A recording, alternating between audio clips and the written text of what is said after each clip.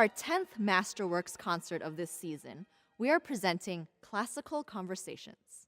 On the evening of February 2nd, 1795, an audience gathered at the King's Theatre in London, eager to hear what new innovations Joseph Haydn had come up with for the 10th of his eventual 12 London symphonies.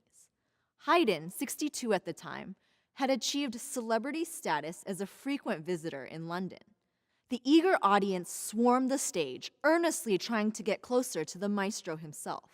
So when a chandelier from the middle of the theater fell from the ceiling during the performance, it only hit empty seats, as all of its fated victims had pressed up to the front to get a closer look. Shouts of "Miracle! Miracle!" earned the symphony the subtitle The Miracle, but erroneous records assigned this subtitle to Symphony No. 96 instead. Though perhaps robbed of its subtitle, one cannot claim that Haydn's Symphony No. 102 would not be deserving of that name. By this time, Haydn had mastered his use of the symphonic form, able to create intrigue, mystery, and surprise within a context familiar to his audience. This is evident in his treatment of the first movement of the symphony, designed to grab the listener from the start and keep them on their toes through the end. Haydn masters the traditional slow introduction, using achingly chromatic harmonies to painstakingly unfold into the coming theme, as if it is being born out of primordial ooze. The airy surprise of the flute is a delightful contrast that ushers in an exuberant theme. This is not the only exploitation of form that Haydn uses, culminating in a false recapitulation in the wrong key that keeps the listener always on the lookout for fascinating turns. The 21st Piano Concerto of Mozart was written in 1 month. Impressive when you consider that this was during one of the busiest times in Mozart's life. Life in Vienna on the heels of his new marriage to Constance Weber was a flurry of composition. He had just finished his D minor piano concerto, socializing, lessons, and daily performances. Not to mention that just 1 year later, Mozart would finish what is arguably one of his greatest operas, The Marriage of Figaro. We never get to bed at night before 1 o'clock.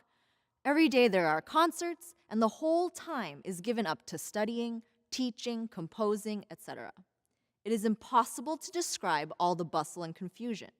Leopold, Mozart's father, wrote in a letter during a visit to his son at the time.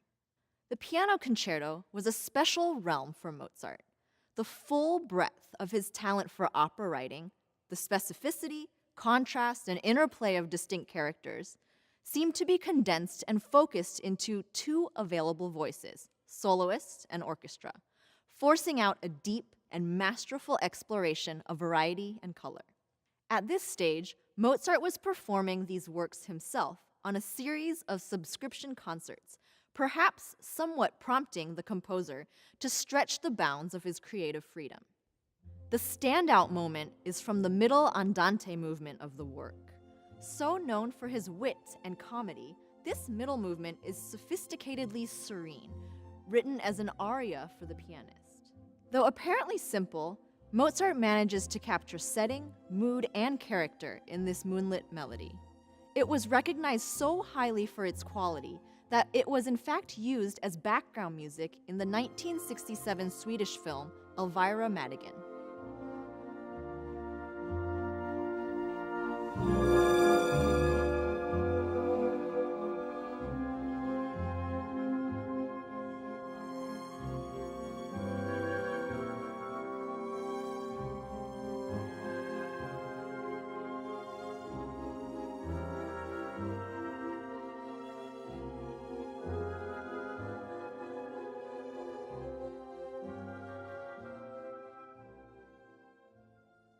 Mozart and Haydn were kings of the classical era. This era of music was a reaction to the Baroque or Rococo style that came before it. While Baroque music, like architecture, was greatly ornamented and focused on grandeur, classical era music focused on homophonic textures, melody and accompaniment, clear phrases and cadences, and contrasting moods. Slower harmonic movement became a dictating force for form. The first part of the 20th century saw a rebirth of this idea in certain circles. As a reaction to the unrestrained emotion and complex pathos that Romanticism had become, an offshoot called neoclassicism was born. This aesthetic movement is characterized by the use of pared-down performing forces, focus on rhythm and counterpoint, and the exposure of and spotlight on expanded harmony. Stravinsky's Pulcinella Suite is perhaps one of the most shining examples of the neoclassical style. One could say that Stravinsky went through a sort of neoclassical rebirth of his own. After the premieres of Petrushka, The Firebird, and The Rite of Spring, all enormous programmatic orchestral ballet works within a 3-year period, Stravinsky entered a new compositional period in his life. The next era of composition was characterized by much smaller ensemble size, a hearkening back to classical form and structure, and in many cases drew inspiration from traditionally classical sources. Pulcinella, like his expansive orchestral works, was written as a work for ballet at the suggestion of Sergey Neller. The suggestion was to explore the works of Baroque composer Pergolesi. Among these manuscripts, of which many, as later discovered, were actually not written ever by Pergolesi, but just a mishmash of 18th century Italian composers, Stravinsky was drawn to those that featured Pulcinella as subject matter. Pulcinella was an archetype of the Italian theater tradition commedia dell'arte, a deceptive clown of dual personality. Of the work, Stravinsky expressed, "I began by composing on the Pergolesi manuscripts themselves, as though I were correcting an old work of my own. I knew that I could not produce a forgery of Pergolesi because my motor habits are so different. At best, I could repeat him in my own accent." And indeed, the work is both fiercely classical and fiercely modern, with striking inner harmonies and syncopations melded in with traditional bass lines and melodies. The piece starts with a dignity and grandeur that harkens back to an 18th century ballroom and continues as such with minor adjustments, a chromatic slip here and there, harmonic voices that march away assuredly, but all the while characterized by bright, lively solo voices and interplay. The most comical movement of the suite is the offbeat and heroic vivo, a boisterous duet between the contrabasses and the trombone. It characterizes another side of the dual character Pulcinella, that which is contrastingly and woefully ignorant, whether he is truly so or playing dumb for his own selfish gains.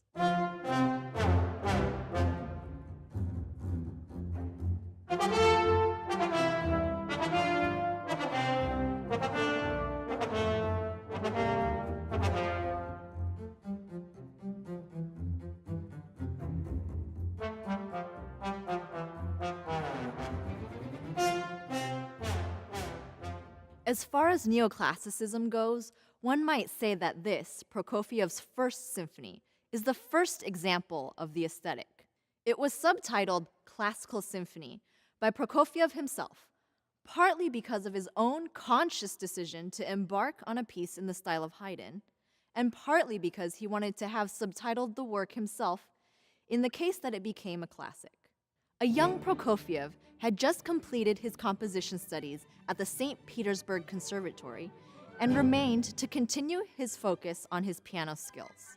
Until the genesis of the First Symphony, Prokofiev had always composed at the piano, but he had always been toying with the idea of composing from a purely orchestrational concept, and himself noticed that the themes he composed away from the keyboard seemed to be better. So that is how the project for a symphony in the style of Haydn came about. I had come to understand a great deal about Haydn's technique and thought it would be less scary to embark on this pianoless journey if I were on familiar stylistic ground. It seemed to me that if Haydn had lived to our day, he would have retained his own style. This is the kind of symphony I wanted to write, a symphony in the classical style. One sees clear references to Haydn's symphonies throughout the First Symphony, though with the renegade spirit of modernism. Right from the start, Prokofiev employs an iconic classical technique called the Mannheim rocket. It is a swiftly ascending passage that takes off through the orchestra, The second theme of the first movement draws clear inspiration from Haydn's Clock Symphony, named for its ticking second movement. Bassoons tick and strings chirp as a cuckoo would. Prokofiev even recapitulates in the wrong key, a strategy that Haydn regularly employed. The third movement was written first. Instead of a standard symphonic scherzo, Prokofiev writes a heavy, rustic dance called a gavotta, complete with bagpipe drone. The large leaps and sudden changes in harmony certainly are in the spirit of shock and contrast, as we see in Haydn's Clock and Surprise symphonies. Prokofiev loved this melody so much that he later expanded it for use in his Romeo and Juliet ballet.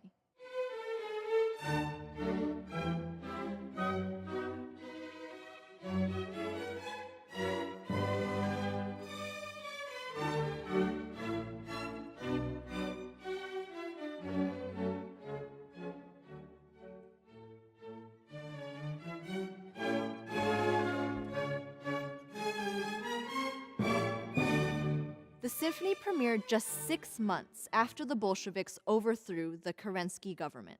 Shortly thereafter, Prokofiev would decide that Russia had no use for music at the moment and would seek permission to go to the United States until the turmoil in his country passed.